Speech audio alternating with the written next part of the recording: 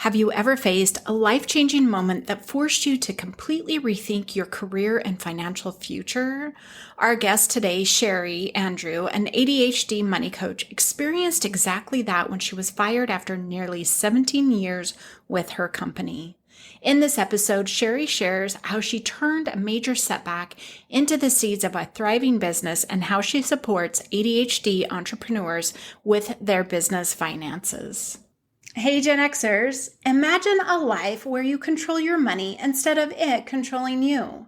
My 4-month signature program, the Financial Freedom Accelerator, was created to help you learn the basics of budgeting and saving so that you can live a life without debt, have your money work for you, secure your retirement, and build a legacy for your loved ones.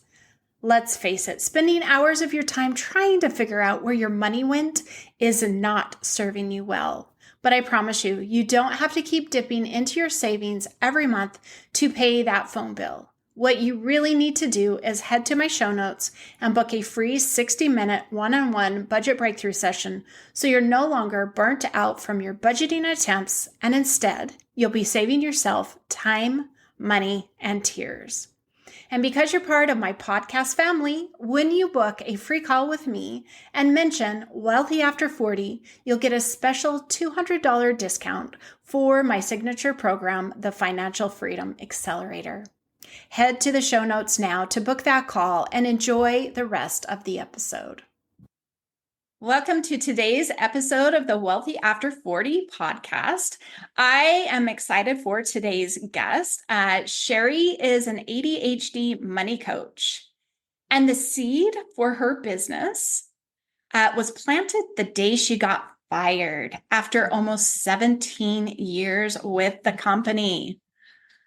So Sherry, share a little bit about, the seed. And I know you talk about a 2x4 moment and tell us a little bit about that. Oh, it was very much a 2x4 moment. And I actually remember in the weeks before I got fired thinking like, oh, this job isn't that bad. It'll be fine. Like only like 20 more years or however many years it was at the time. And now looking back, it's like, oh, thank God I had that 2x4 moment, because like when you're removed from a situation, you're able to look back and really see it like without that emotion, you're not attached to it. And it was a high stress job. I worked all kinds of different shifts. I worked with all kinds of different like personalities, and it was just so high pressure that probably like once a quarter I had a good cry at work. And like in reflecting, I'm like, that is not normal. That is not healthy. And fast forward to today and where I am, if that moment hadn't have happened where I got fired, like I don't know where I would be. And it kind of like, I'm so grateful that I'm not there still. And it's like the universe gives you signs, and I ignored them all until the universe like gave me a sign that was completely out of my control. Yeah, a big one, right? After your 2x4 moment, job loss means wage loss. What did you do? So grateful to have a spouse who still was gainfully employed, but we sat down and looked at our numbers and figured out like what could we cut and where, like how deep could we cut, and things were slashed from our budget that I never imagined we could live without, because when you're in the moment, when you have that stability of like a predictable income, it's easy to think about, oh yeah, this is part of the budget. It's like a need. But when you lose half or more of your income, you make different decisions, and it gives you that like that clarity of what can we cut? Like anything and everything was cut. And basically we were down to the bare bones, but that gave me time. It gave me time to figure out what was next. And through working with a career coach myself, but also a wonderful trip to Peru that I was with a bunch of strangers on this trip and talking about like their jobs and their careers, and I could see them lighting up. And like I was on a trip, I'd had this plan before I lost my job, so I was still going to go, of course, because it was paid for. But like I traveled to escape my job specifically, and they were traveling for joy. And it really had me reflecting on like, oh, work isn't just a paycheck. Work is something that you can enjoy and love, and it can pay your bills. Ah, yes, I love that. I love that. So, I know we talk a lot as money coaches about our journey as to how we became a money coach. Yours obviously was through that journey of job loss.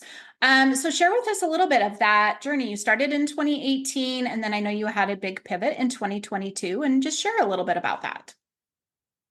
Yeah, I've had quite a few pivots in my business. And in reflection, again, I believe that is related to me very likely having ADHD. I'm going through the process of formal diagnosis, but the joy of being a business owner is that you can adjust your niche, you can adjust who you help, you can tweak your business a little bit and still to keep that like your business fresh and interesting versus like a job where you have pretty similar like weeks and days and it can get monotonous. So that's why I really love being an entrepreneur. And part of my pivot was to focus on helping entrepreneurs because I love the ability to increase income when you're an entrepreneur, when you get more focused on your finances, but also when you get more focused on like what you need to make. And as an employee, and I'm sure you've had these conversations too, it's challenging when this is your salary, but this is the amount you need to make to have a balanced, enjoyable like life in relation to your budget. And when you have those conversations with an entrepreneur, they get inspired and they get ideas. And through my journey, self-diagnosing my ADHD, I realized that that's really where I'm going to have the most impact in helping ADHD entrepreneurs because managing money is difficult in general for everybody. We don't learn enough about it, but you add in ADHD and then you add in self-employment, and it's like it triples in its level of difficulty. And it's an area that we tend to put our heads in the sand about, especially when we're entrepreneurs with ADHD, because you can't just go and look at one piece. You have to look at all of the pieces and figure out, like, take that step back and figure out, like, what are you making? Is your business profitable? What are the numbers? You work in that tax portion. And I love to help entrepreneurs pivot from being scared about tax time to getting excited about it, because I always encourage them to save a little bit more than we think they're going to need. So then tax time becomes like a prosperous time where, oh, I owed this much in taxes, but I had this much saved. So like, what do I do with this extra? Because I've saved it diligently. Like it's yours to decide what to do with as an entrepreneur. Yeah, I love that. And once it's a piece of your saving, right, of your budget, like that leftover is left over because they're already saving enough for the next year, right? There's Yeah. already been that process put into place. And I love that. I love that. And yeah, it works the same way for individuals. So my next question is, what are the most common struggles individuals who have this disorder that they have around money? Like what, as an outside looking in, to help, what are the common struggles? I think the biggest thing is impulse spending and spending without thinking, because you then end up with a credit card bill that you weren't expecting. And I see lots of videos on social media where it's like they're opening these boxes and they have no idea what's in them. So if you're opening a box that you have no idea what's in there, it's obviously not something that you really needed, because if you needed it, you would remember it was in that box. So it's figuring out how to put guardrails around that impulse spending, because personal finance and like how you handle food, there's a lot of similarities there. And if somebody tells me you can never have chocolate, I am going to last about 25 minutes and then I'm going to want that because somebody told me I can't have it. And I love it. So if you tell an ADHDer, oh, you just like stop impulse spending, like no more impulse spending, like cut up all your cards, do all these things that work for more neurotypical individuals, we're going to find ways. We're going to call that credit card company. We're going to get a new card. We're going to memorize the number, which is so common. But I love to include a portion in an individual's budget for like personal spending, whatever you want to call it. We give it a name that resonates with them. And then it's for you to spend on whatever you want, but a specific amount goes into that account every payday or every month, whatever frequency works for you. And that's, you make different decisions because like, oh, there's my impulse spending account. It's got $100 in it, but I don't put any more money in there till next week. But my Amazon cart has $87 of stuff I was just about to hit buy for.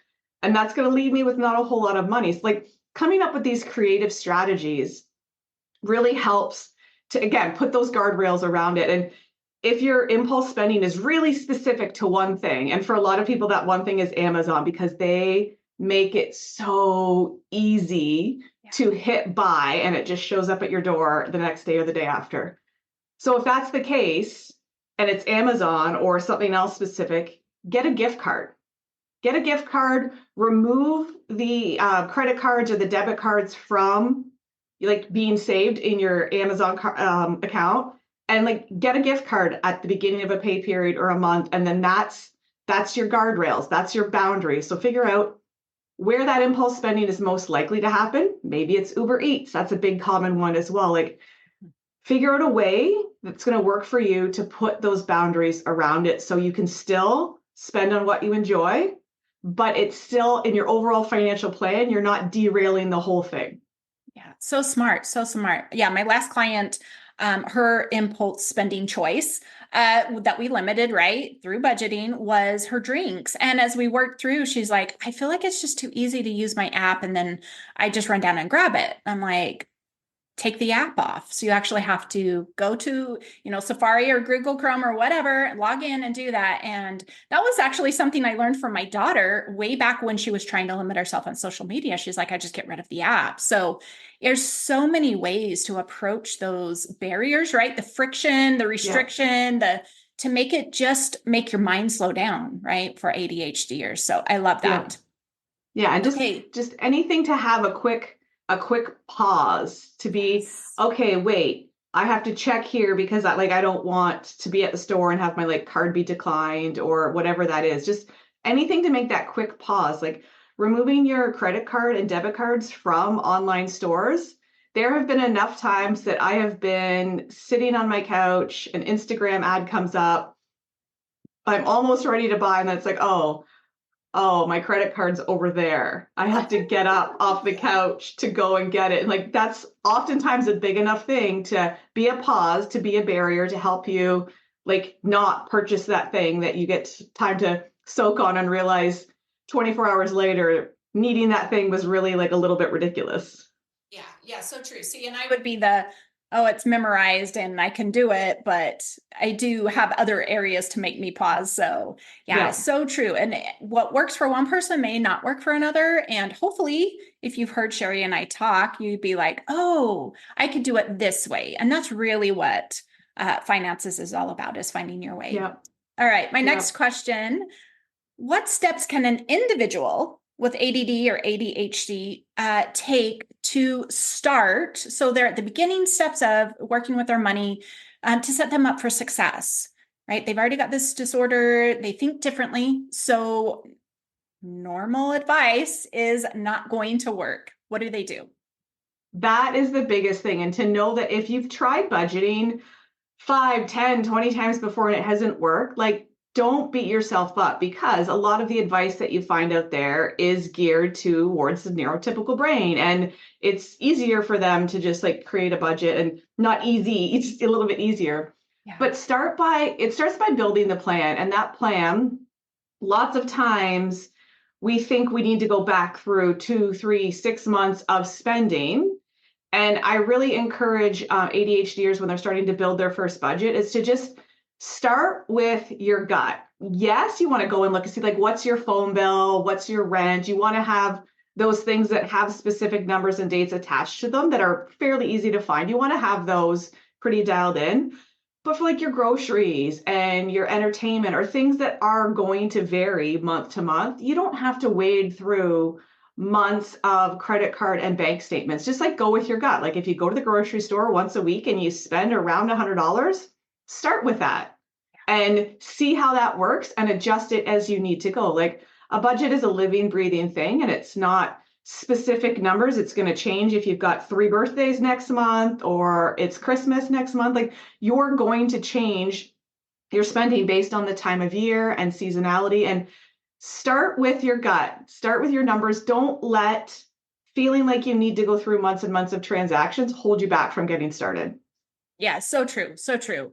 Last month, well, the first of the year, I was talking about clarity, and getting that vision. And I did. I was like, if you're a numbers person, go look at all of last year. But if you're not, pick 1 month.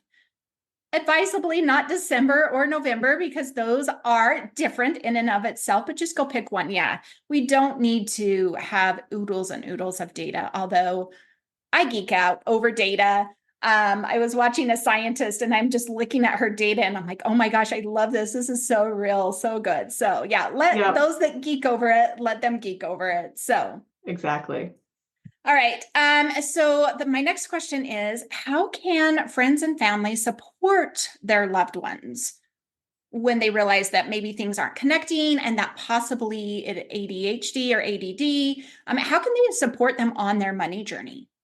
Oh, this is a great question. And a big thing is to find a way to provide accountability without attaching it to like judgment or expectation. So, like, we often struggle to build habits and talking about things that make us uncomfortable. So, like, if you have a friend if you've been working to get your finances together and you start talking about it with your friend and they have ADHD and they're like kind of piquing a little interest, like maybe it's just booking like a coffee date with this friend once a month to just talk about like just casual, like, hey, like, what are your goals for next month? And like, what are some things you're going to do to help that? And here are some things that I did to help me. Like, one of the big things I find with my clients that have ADHD is that accountability, whether we're meeting like twice a month, once a quarter, that accountability helps them to continue to do those things that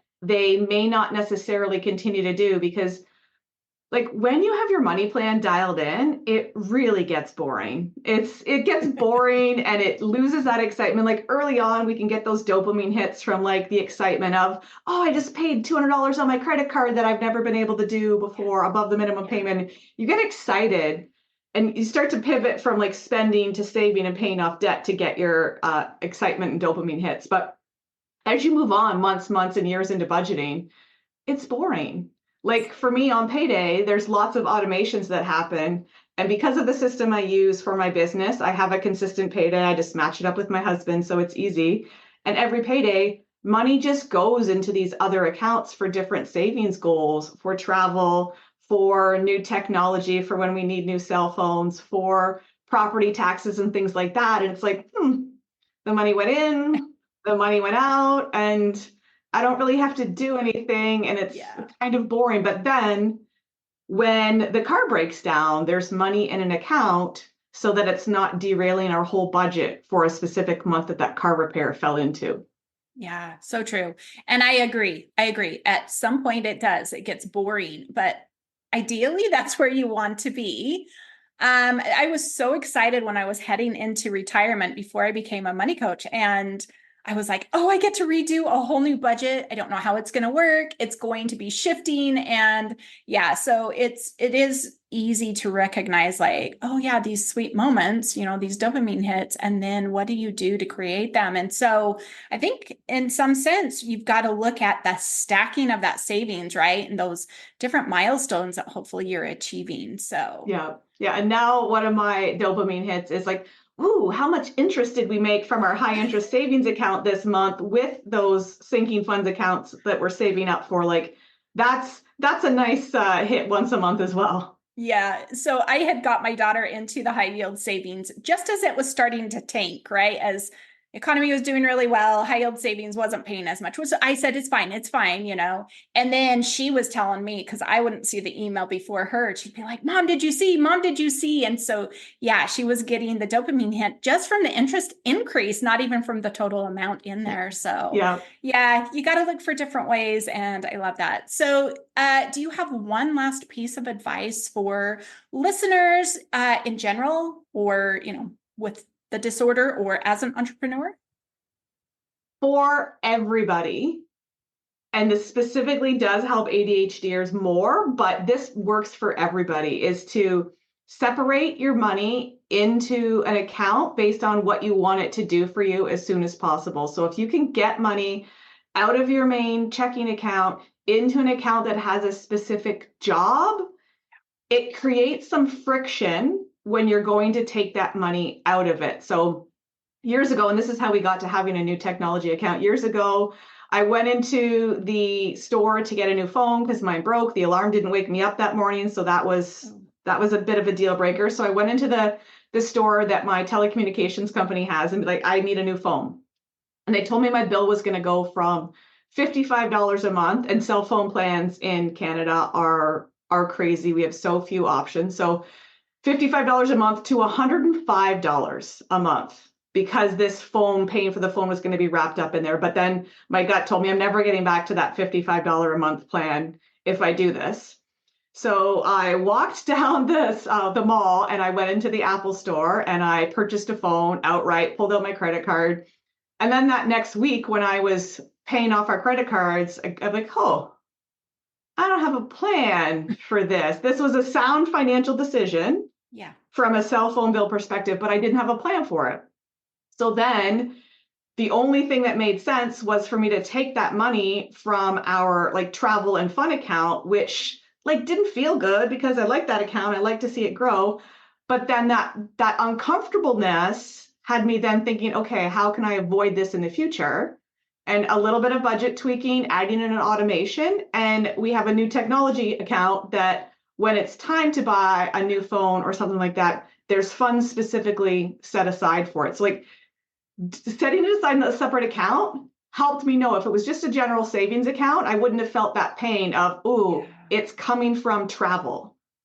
And it wouldn't have like had that, okay, what's next? How do I prevent this thing that makes me feel really uncomfortable and like a little bit disappointed in our finances? How do I change that? So separation by account for entrepreneurs, taxes, an account to pay yourself out of, an account that you're saving up for larger things in your business. Like I have an account for everything, and some people think it's overkill, but it works for the way my brain works, because I can see this is for my sales tax, this is for my income tax, this is for car maintenance. Everything has its place.